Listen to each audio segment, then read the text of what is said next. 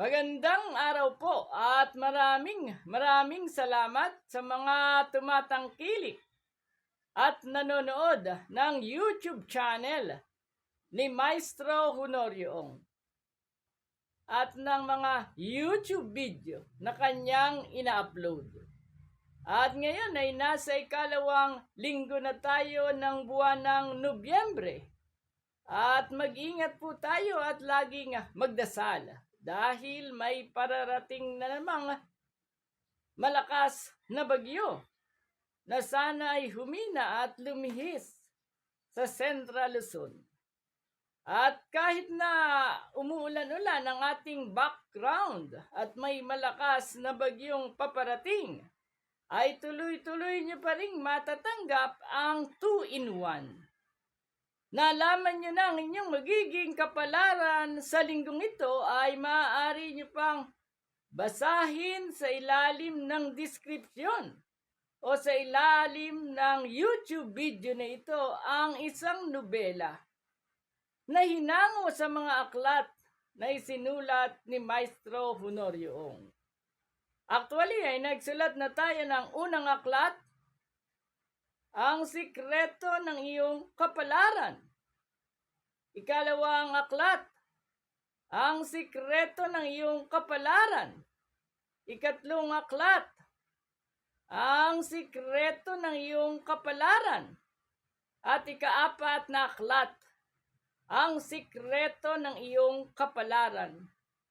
Sa mga nagnanais bumili ng ating mga aklat, ito po ay eksklusibong dinidistribute ng Pahayagang Bulgar. At ang opisina ng Pahayagang Bulgar ay matatagpuan sa Quezon Avenue, Quezon City, sa harap mismo ng simbahan ng Santo Domingo. Maaari kayong magsadya sa ating opisina at bumili ng ikaapat na aklat. At siyempre pa, tulad ng nasabi na sa ikalawang linggong ito ng buwan ng Nobyembre, bumagyo man, umaraw o umulan, na naririnig natin ang ating background ay mahinang patak ng ulan, ay patuloy niyo pa ring matatanggap ang libre at walang bayad na weekly horoscope. At ang ikalawang matatanggap nyo sa linggong ito ay ang pagbabasa ng nobelang pinamagatang Ang Sikreto ng Okultismo at Mistisismo. At tayo ngayon ay nasa ika-71 labas na. At kung hindi ninyo natunghayan ang mga naunang bahagi ng Sikreto na Okultismo at Mistisismo, ay balikan nyo lang ang mga naunang weekly horoscope. Pagduktong-duktongin nyo ang unang labas, ikalawang labas, ikatlong labas, hanggang makarating kayo sa ika-71 labas na. Ang nobelang ito na hinango sa mga aklat ni Maestro Honorioong ay tungkol sa pakikipagsapalaran ng isang binatilyo na naghahangad na matuklasan ang kapangyarihan. Kaya't hinalugog niya ang lumang baol ng kanyang lolo Damiang Agimat. At sa loob ng lumang baol na iniingatan ng kanyang tatang na si Sabater ay palihim niyang binasa ang iba't ibang aklat ng karunungan. At sa kasalukuyan ay binabasa ni Aryabhata ang mga awit ni Haring David na matatagpuan sa Bible bilang isang uri ng orasyon. Kaya marami kayong matututunan na kakaibang karunungan sa pagsubaybay ng sikreto ng okultismo at mistisismo na dito nyo lang mababasa sa pagsubaybay sa weekly horoscope. At ngayon ay matutunghayan nyo na ang inyong kapalaran hinggil sa sex, pag-ibig, love life, salapi, negosyo, career, travel, family, swerteng kulay, swerteng numero, At marami pang swerteng darating sa inyo sa ikalawang linggong ito ng buwan ng Nobyembre. Kaya umulan man o umaraw at patuloy na gumanda at sumungit ang panahon. Nood na! Weekly Horoscope, November 9 to 15, 2025. Aris, silang isinilang mula ika-21 ng Marso hanggang ika-19 ng Abril. Sa ikalawang linggong ito ng buwan ng Nobyembre, kakaiba ang talino mo dahil mas mautak ka kaysa sa iyong kapwa. Gamitin mo ang katalinuhang ito sa pagpapaunlad ng iyong kabuhayan at pagpapalago ng salapi. Oo, ginagarantiyahan ng langit na ikaw ay tiyak na yayaman. Nang hindi lang basta mayaman, kundi ubod ng yaman. At mayamang mayaman pa talaga. Mapalad na kulay ang burgundy. Maswerteng numero 5, 14, 22, 31, 37, at 44. Taurus, silang isinilang mula ika-20 ng Abril hanggang ika-20 ng Mayo. Sa linggong ito, pansinin mo, kitang-kita sa malinaw na bolang kristal. Sa sandaling ang pedal ng bisikleta ay pinidal ng pinidal. Tuloy-tuloy na itong aandar. Ganyan din ang iyong mga swerte at magagandang kapalaran sa kasalukuyan. Tuloy-tuloy na darating at walang anumang lakas na makapipigil sa pagunlad ng iyong kabuhayan. Mas maganda kung magbabalato ka sa iba at pag-igihan mo pa ang mga pagtulong ng palihim sa mga nangangailangan na dati mo nang ginagawa. Habang tumutulong ka ng palihim at walang nakakaalam, hindi mo rin mamamalayan. Tutulungan ka rin ng lihim na lihim lang ng langit. Yung mga bagay na pinamigay mo sa mga mahihirap at nangangailangan, doble-doble at sadyang napakarami talaga ang ibabalik sa iyo ng nasa itaas. Kaya lalo ka pang yayaman, lalo ka pang uunlad, at lalo kang pagpapalain ng langit. Mapalad na kulay ang maroon. Maswerteng numero 6, 15, 27, 33, 39, at 40. Gemini, silang isinilang mula ika-21 ng Mayo hanggang ika-21 ng Hunyo. Winner takes all. Isang paalaala na sa isa pa uling katotohanan ng buhay na muling nanalo ang mananalo pa, na dahil ang ibig sabihin lang ay ay dumating na ang swerte niya. Mananalo ka at muli kang mananalo dahil ikaw sa kasalukuyan ay talaga namang dinadatnan ng napakaraming swerte at magagandang kapalaran.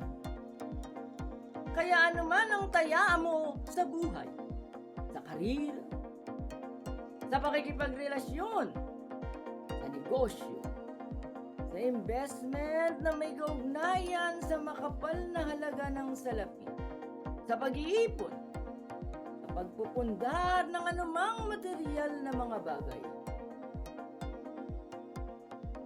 sa sugal na panglipunan, sa larangan ng pag-ibig, sa larangan ng pakikipagrelasyon at maging sa pamumulitika at pangpamilya, tumaya ka ng todo.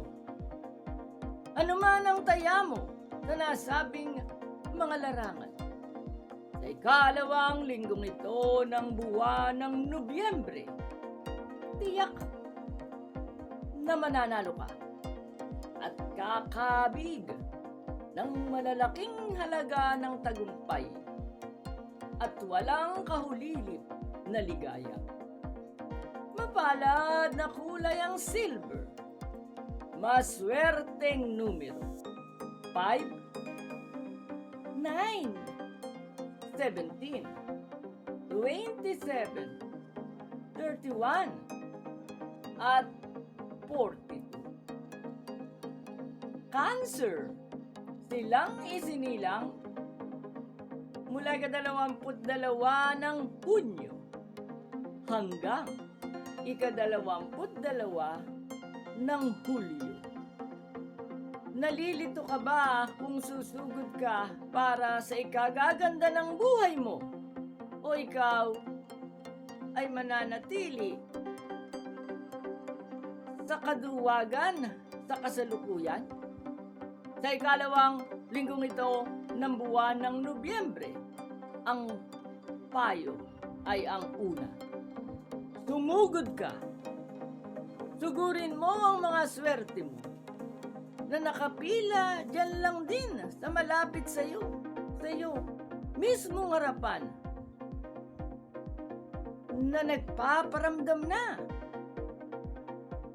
Tulad ng mga swerteng may kaugnayan sa salapi at pangangailangan ng pamilya, ay mariresolba mo na.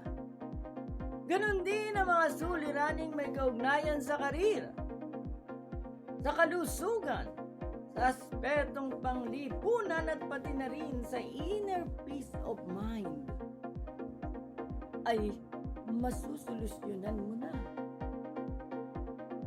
Kaya nga kapag natuto kang sumugod at lakas ng loob na tinalo mo ang kaduwagang namamahay sa kaibuturan ng iyong puso, tulad ng nasabi na, ang lahat ng mga swerte at magagandang kapalaran na noon mo pa gustong makamit ay madulas at maluwag na ipagkakaloob na sa iyo ng langit ngayon.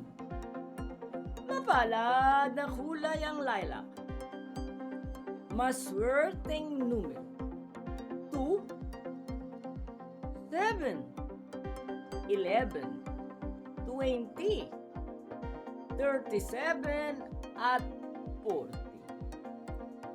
Leo, silang isinilang mula ika-23 ng Hulyo hanggang ika-22 ng Agosto. Sa linggong ito, nakagugulat ang iyong kapalaran. At sa mga araw pang darating, dahil ang mga bituin sa langit ay nagkusang nagsisikilos na ngayon para mabigyan ka ng mga swerte at magagandang kapalaran sa buhay. Kumikilos sila ng kusa at ang maganda pa nito, kahit hindi ka kumilos, lalo na sa larangang may kaugnayan sa salapi at sa mga aspetong may kaugnayan sa pagkakamal ng mga material na mga bagay. Oo, kahit hindi ka kumilos, ang langit ang kikilos para sa iyo upang umunlad ang iyong kabuhayan. Umunlad pa ng umunlad hanggang sa ikaw ay tuluyan ng yumaman. Mapalad na kulay ang orange. Maswerteng numero 1, 10, 19, 28, 31, at 44. Virgo, silang isinilang mula ika-23 ng Agosto hanggang ika-22 ng Setyembre. Kakaiba ang lakas ng loob mo ngayon. Kahit ang mga alam mong imposible ay iyo pa rin gagawin. Sa ganito, hahangaan ka ng langit at ibibigay sa iyo kung ano man ang gusto mo. At ang ikinaganda pa nito, kapag kumilos ka, ang langit mismo ang aayuda at aalalay sa iyo.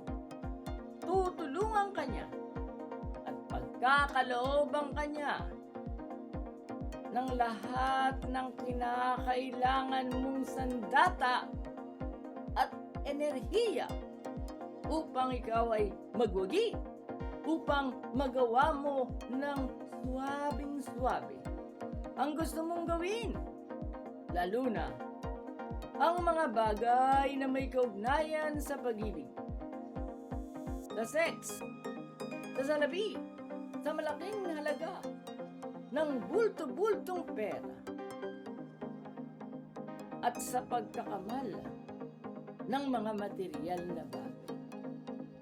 Ang lahat ng ito ay isa-isa mo nang matatanggap. Ngayon, mapalad na kulay ang lavender. Maswerteng numero 5, 11, 25, 33, 37, at 40. Libra, silang isinilang mula ika-23 ng Setyembre hanggang ika-23 ng Oktubre. Magsaya ka at sasaya ka. Ang galing, ano? Pero sa totoo lang, sa linggong ito, kahit piliin mo ang buhay na malungkot, kahit na piliin mo ang hinanakit at sama ng loob, pasasayahin ka pa rin ng langit sa ayaw at sa gusto mo. At ito ay mangyayari sa pamamagitan ng mga hindi inaasahang swerteng parang bagyo, parang malakas na ulan, na sunod-sunod ang buhos, at parang malakas na hanging may hoyo at ugong pa, na tangay-tangay ng malakas na bagyo ay agad na bubuhos at dagling mapapasayo. Ngayon na, ngayong ikalawang linggong ito ng buwan ng Nobyembre. Oo, mangyayari at tiyak na magkakatotoo sa simpleng dahilan lamang upang maging masaya ka. Mapalad na kulay ang red. Maswerteng numero 3, 12, 20, 31, 39, at 44. Scorpio, silang isinilang mula ika-24 ng Oktubre hanggang ika-21 ng Nobyembre. Sa linggong ito, pambihira at kakaiba ang lakas ng loob mo sa ngayon. Kahit ang mga alam mong imposible ay iyo pa ring susungin, susugurin, at gagawin ng solido. Sa ganito, hahangang ka ng nasa itaas at dahil walang ibang totoong humahanga sa iyo kundi ang langit mismo. Aalalayan ka niya, tutulungan ka niya, at pagkatapos, bibigay na sa iyong lahat kung ano man ang mga bagay na pangangailangan mo. At ibibigay na rin sa iyong lahat ang mga bagay na gustong gusto mo. Mapalad na kulay ang blue. Maswerteng numero 7, 14, 24, 30, 38, at 41. Sagittarius, silang isinilang mula ika-22 ng Nobyembre hanggang ika-21 ng Disyembre. Sa linggong ito, hanapin mo ang wala sa iyo dahil nagsasawa ka sa mga bagay na nasa sa iyo na sa kasalukuyan. Ito ay sa dahilang anumang sandali mula ngayon. Sa buhay mo ay aatake ang matinding pagkabagot. At ang pagkabagot na ito ang magtutulak sa inner self mo na hanapin ang mga bagay na wala sa iyo sa kasalukuyan. Oo, sa ganyang paraan lamang ikaw ay magtatagumpay, uunlad. Sasagana ang kabuhayan, aangat ang iyong karir, habang buhay na magiging maligaya. Ito ang mensahe sa iyo ng langit. Hanapin mo ang mga bagay na wala sa iyo. Ano pa ang ginagawa mo ngayon? Ilista mo na ang mga bagay na ito. Lugar, sitwasyon, o mga pangyayari na hahanapin mo at pagkatapos mong ilista ay hanapin mo na ngayon. Mapalad na kulay ang balat. Maswerteng numero 6, 15, 21, 27, 33, at 40. Capricorn, silang isinilang mula ika-22 ng Disyembre hanggang ika-19 ng Enero. Sa linggong ito, bakit kaya ang dami mong iniisip? Pero alam mo bang mali ka doon? Sa halip, ang pinapagawa sa iyo ng langit ay simpleng-simple lang. Unahin mo munang gumising ng maaga at diligan ang tanim mong mga halaman. At pagkatapos, ang pagpapayaman uli agad ang asikasuhin mo bago mo tutukan ang iba pang aspeto ng iyong buhay. Kapag pagpapayaman ang inuna mong inaasikaso, pihadong paldo ka sa darating na Pasko at paldo ring tutulungan ka ng langit na makamit mo ang isang bagay lamang na ito na tinututukan mo. Ang pagpapalago ng kabuhayan, kaya agad-agad at walang sablay na matutupad ang inuuna mo. Ang pagpapayaman na hindi lang basta mayaman, bagkus ubod pa ng yaman talaga. Mapalad na kulay ang ochre yellow, maswerteng numero, or 16, 22, 29, 34, at 45. Aquarius, silang isinilang mula ika-20 ng Enero hanggang ika-18 ng Pebrero. Pumapasok na ngayon sa kapalaran mo ang dalawang mahiwagang sinag na tatawaging sinag ng swerte at sinag ng pag-unlad. Ang naglalagos sa ulap at nagpipilit na kumawalang liwanag na ito mula sa langit ay hudyat.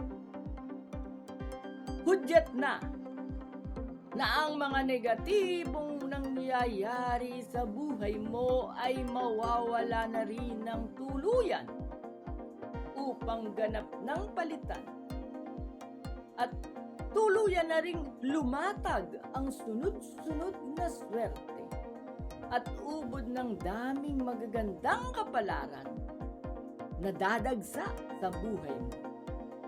Sa panahong itong nalalapit na ang Kapaskuhan, dadagsa sa buhay mo ng walang pigil at magtutuloy-tuloy ito. Hindi lamang sa panahong itong nalalapit na ang Kapaskuhan, kundi magtutuloy-tuloy ang dagsa ng swerte at magagandang kapalaran sa susunod na taong 2026. Mapalad na kulay ang purple, maswerteng numero 8, 17, 20, 24, 31, at 42. Pisces, silang isinilang mula ika-19 ng Pebrero hanggang ika-20 ng Marso. Sa linggong ito, sobrang magiging mayaman ang iyong imahinasyon at sobrang lilinaw pa ng lilinaw ang iyong mga plano. Dahil dito, maraming magagandang formula ng pagpapayaman ang maiisip mo. Gawin mo agad ang formula ng pagpapayaman na noon mo pa nasa isip nang yumamang ka na agad. Oo, handa na ang langit upang paunlarin at palaguin ng todo ang iyong kabuhayan hanggang sa ikaw ay yumaman ng sobrang yaman talaga. Ang hinihintay na lang na mitya upang sindihan mo ay ang mitya ng iyong malawakan, walang alinlangan at walang takot na pagkilos. Kaya gising na, kilos na ngayon. Mapalad na kulay ang olive green, maswerteng numero 2, 9, 18, 28, 31, at 39. Maraming salamat po sa nanood ng Weekly Horoscope. At siyempre, huwag kakalimutang mag-subscribe at pindutin ang notification bell o notification button upang lagi kayong update sa mga YouTube video na ina-upload ni Maestro Honorio. At sa kasalukuyan, ang latest natin ay sinimulan na nating talakayin ang Prediksyon 2026 na paghaharian ng Pyra Horse o nag-aapoy na kabayo. Tinalakay natin ang unang haratsada ng Prediksyon 2026 ay ang mga suswertihing zodiac sign sa taong 2026. At sinunod din natin ang kapalarang magaganap sa zodiac sign na Scorpio. Alalahanin natin, sa panahong ito'y umiiral ang Scorpio, kaya siya o ang Scorpiong zodiac sign ang tinalakay natin kung ano ang magaganap sa mga Scorpio na may zodiac sign sa taong 2026. At marami pa tayong tatalakayin sa Prediksyon 2026. Lahat ng 12 zodiac sign. At pagkatapos ay ang animal sign. Hango naman sa Chinese elemental astrology ay tatalakayin din natin ang magiging kapalaran sa taong 2026. Kaya huwag kayong bibitaw sa YouTube channel ni Maestro Honorio at marami kayong mapupulot na aral kung paano higit na magtatagumpay at magiging maligaya sa buhay.